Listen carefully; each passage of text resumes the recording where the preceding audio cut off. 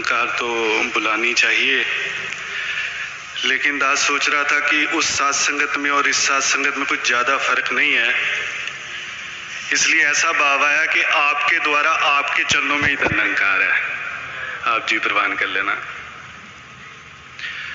सत्संगत, आज संसार में विज्ञान और धर्म ये दो ऐसे पहलू हैं जो हर बात में अपना अपना एक विचार रखते हैं। विज्ञान, साइंस एंड टेक्नोलॉजी से जब पूछा गया वजूद के बारे में, एग्जिस्टेंस के बारे में, व्हाट डज एग्जिस्ट, तो साइंस ने बताया कि there are two types of existence. वजूद दो हिस्सों में बांटा जा सकता है।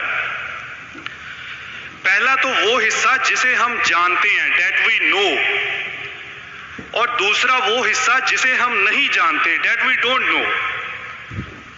जिसे हम कल नहीं जानते थे उसे आज जानते हैं, और जिसे आज नहीं जानते उसे कल जान जाएंगे। सिर्फ ये ही दो हिस्से वजूद के साइंस ने बताए। अब इसी प्रश्न को जब धर्म के क्षेत्र में डाला गया तो धर्म ने कहा कि वजूद तीन हिस्सों में बढ़ता है। धर्म ने कहा कि साइंस ने पहले दो हिस्से तो बिल्कुल सही बताए हैं, जिसको हम जानते हैं और जिसको हम नहीं जानते, लेकिन ये दोनों हिस्से बनाए गए हैं, दे आर बीइंग क्रिएटेड।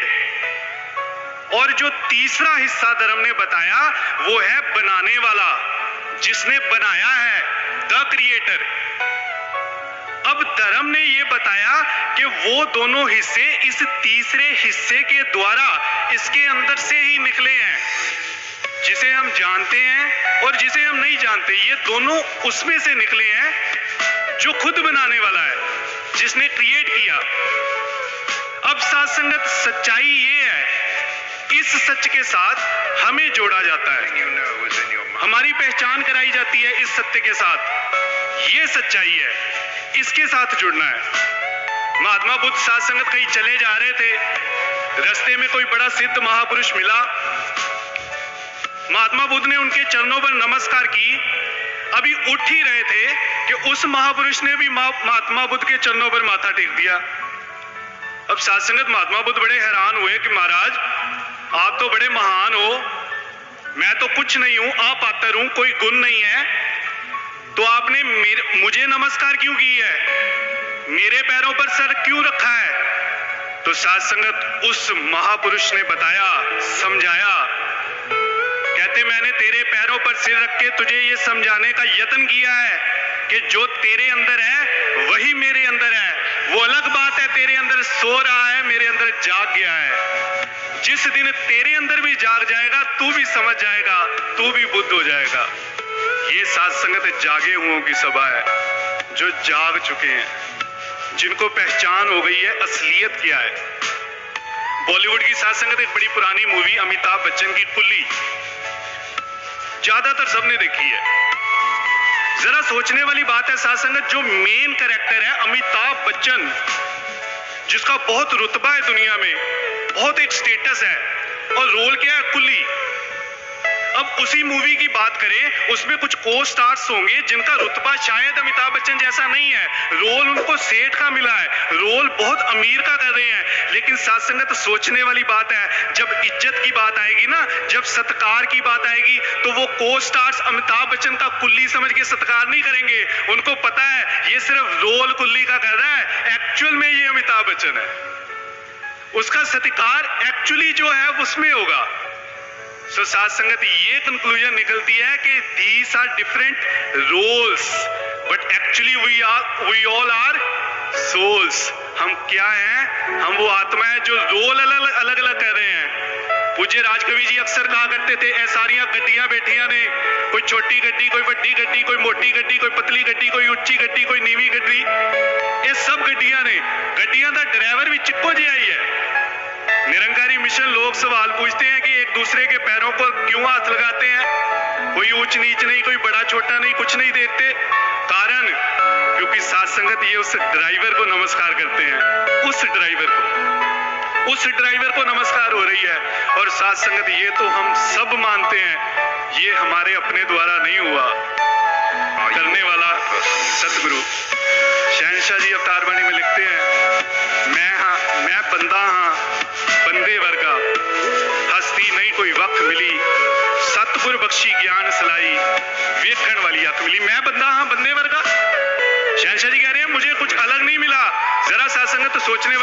एक छोटा सा एक्सपेरिमेंट करते हैं। ये मेरे दो हाथ हैं, राइट हैंड लेफ्ट हैंड। अब अगर इन दोनों हाथों की क्रिएशन पे जाऊं, जब इन दोनों हाथों को परमात्मा ने बनाया होगा तो साथ संगत किसी एक हाथ को दूसरे हाथ के अलावा कुछ अलग नहीं दिया। ये हाथ की क्रिएशन भी बिल्कुल उसी तरह से हुई है जैसे इस हाथ की हुई है, लेकिन फिर भी चाहे क्रिएशन सेम है, फिर भी मैं अपने राइट हैंड से लिख सकता हूं, मैं लेफ्ट हैंड से लिख नहीं सकता। कोशिश भी करूंगा तो उल्टे पुल्टे अक्षर ही बनेंगे। अब साथ संगत आप किसी डाउट में मत आ जाना कि शायद मेरे राइट हैंड को नंकार ने कुछ अलग दिया। मेरे राइट हैंड को नंकार ने कुछ अलग नहीं दिया, ये उसी तरह से क्रिएट किया गया जैसे ये लेफ्ट। फर्क सिर्फ इतना आया, जब मेरी माँ ने मुझे लिखना सिखाया, उसने मेरा राइट हैंड पकड़ के लिखना सिखाया, इसलिए मेरा राइट हैंड लिख रहा है। शहंशाह जी भी वही कह रहे हैं, कहते मैं बंदा हाँ बंदे वर्गा। अगर क्रिएशन की गल करो, अगर क्रिएशन की बात करें तो मुझे कुछ अलग नहीं दिया गया। हाँ, जब मैं पैदा हो गया तब फर्क पड़ा। सतगुरु बख्शी ज्ञान सिलाई, वेखण वाली अख मिली। मुझे सतगुरु ने वो आंख दी है, इसलिए मुझे वो मिला है।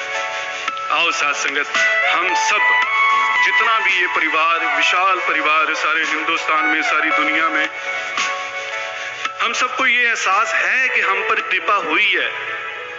अब जो हमारा फर्ज है साथ संगत, अब इनके चरणों में समर्पित होना है।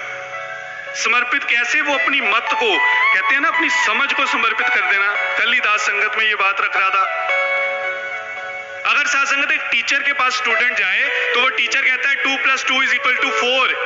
स्टूडेंट कहता है अच्छा चलो करके देखते हैं, ये 2 1 2 3 4, हाँ 4, हैंस प्रूव्ड 4। लेकिन साथ संगत जब गुरसिक गुरु के पास जाता है तो ये लॉ एप्लीकेबल नहीं होता। अगर सतगुरु ये कहते हैं 2 + 2 = 5 तो वो उंगलियां नहीं गिनता, वो सीधा कहता है 5 5 5। सतगुरु ने बोला है 5। कितनी बार इतिहास में हमने सुना साथ संगत, गुरसिक को बोला गया आधी रात को जा कपड़े धोकर ला। जब गुरसिक आया, सतगुरु ने पूछा अरे भाई अभी तो रात थी, तूने बताया क्यों नहीं, दिन में चला जाता। तो साथ संगत उस गुरसिक ने ये नहीं कहा कि चलो सच्चे पातशाह आपने कहा तो मान लेते हैं, फिर मैं चला गया, अब क्या करना है, आपकी बात को कौन तो रोक सकता है। उस गुरसिक ने कहा सच्चे पातशाह जब आपने मुझे कपड़े धोने भेजा तो वहां पर दिन ही चढ़ा हुआ था, वहां रात थी नहीं। अपने आप को समर्पित कर देना है, अपनी समझ को, अपनी समझ की शक्ति को समर्पित कर देना है। आओ साथ संगत, ज्यादा समय नहीं है, वो छोटी सी बात एक ध्यान में आ रही है, वो आप जी के चरणों में रख के दास माफी चाहेगा। पिछले साथ संगत कुछ सालों पहले एक समागम की बात, 2 नंबर ग्राउंड साथ संगत जहां पर एग्जीबिशन लगता है, हम वहीं से गुजर रहे थे। समा रहा होगा रात को कुछ 2:30-3 बजे का। गुरु वंदना की प्रैक्टिस चलती है रात को, इसलिए साथ संगत उस वक्त वहां से निकल रहे थे। जैसे ही साथ संगत हम वहां से गुजर रहे थे एग्जीबिशन के बाहर से, तो हमने देखा एक छोटी सी बच्ची, almost 7 to 8 years in age, Seva Dal की यूनिफॉर्म, रात को 2:30-3 बजे वहां खड़ी होकर सेवा कर रही है। साथ संगत हम बड़े हैरान हुए। और भी बहनें थी लेकिन थोड़े थोड़े फासले पे, जैसे ये जवान खड़े हैं ना, 1 2 3 ऐसे। सोचा इतनी रात को अकेली खड़ी है। जरा पास हुए साथ संगत तो हमने देखा शी वाज मर्मरिंग, उसके लिप्स हिल रहे थे, कुछ बोल रही थी मुंह में। तो एक्साइटमेंट थोड़ी और बढ़ गई, इतनी रात को अकेली बच्ची सेवा दल की यूनिफॉर्म खड़ी है, क्या बोल रही है, कोई भी नहीं है आसपास, किसको बोल रही है, अपने आप से बातें कर रही है। सोचा चलो देखते हैं क्या बोल रही है। जरा साथ संगत पास हुए, सुनने की कोशिश की तो वो कह रही थी साथ संगत बढ़ते चलिए, चलते चलिए, आगे चलिए, रुकिए नहीं। साथ संगत हम बड़े हंसे। उस बच्ची को समझाया बेटा क्यों बोल रहे हो, अभी तो कोई नहीं है, जब संगत होगी ना तब बोल लेना, तब आप ऐसे कहना, अभी तो कोई नहीं है सुनने वाला। तो साथ संगत जितनी देर दास बोला उतनी देर वो चुप रही। जैसे दास चुप हुआ कहती बढ़ते रहिए, चलते रहिए, आगे चलिए। साथ संगत उस वक्त तो ऐसे ही दास भी हम सब हंसे जैसे अभी सारे हंसे हैं। नंकार ने साथ संगत एक कृपा की, वो दिमाग में आई, वही बात रख रहा हूं। उस वक्त ये एहसास हुआ कि शायद इस बच्ची का इंटेलेक्ट इतना नहीं है कि ये समझ पाए कि अभी बोलना है कि नहीं बोलना, लेकिन ये ना समझी का उसको फायदा हो गया है। उसको जो हुक्म आया वो बस मानती चली जा रही है, उस ना समझी का भी उसको फायदा है। उस वक्त साध संगत अरदास की कि सच्चे पातशाह, हो सकता है जब मेरी समझ बढ़ जाती है तो मैं उस ऑर्डर को अपने मुताबिक मोल्ड करने की कोशिश करता हूँ, अपने मुताबिक चलाने की कोशिश करता हूँ। आप जी आशीर्वाद दो, आप जी कृपा करो, मैं जितना भी बड़ा हो जाऊं, जितनी भी उम्र लंबी हो जाए, लेकिन जब आपके हुक्म की बात आए तो मैं बिल्कुल उसको मोल्ड ना करूं, ज्यों का त्यों उसे मान लूं, अपनी मैं उसमें कोई ना चलाऊं। ऐसी ही अरदास आप सब की ओर से दास माता जी के चरणों में कर रहा है। सच्चे पातशाह, हम सब आप जी के बच्चे हैं, आप जी कृपा करो, हमें बचा के रखो, हम आपकी बातों को, आपके हुक्मों को खूब मान पाएं। साथ संगत जी प्रेम से कहना, धन निरंकार।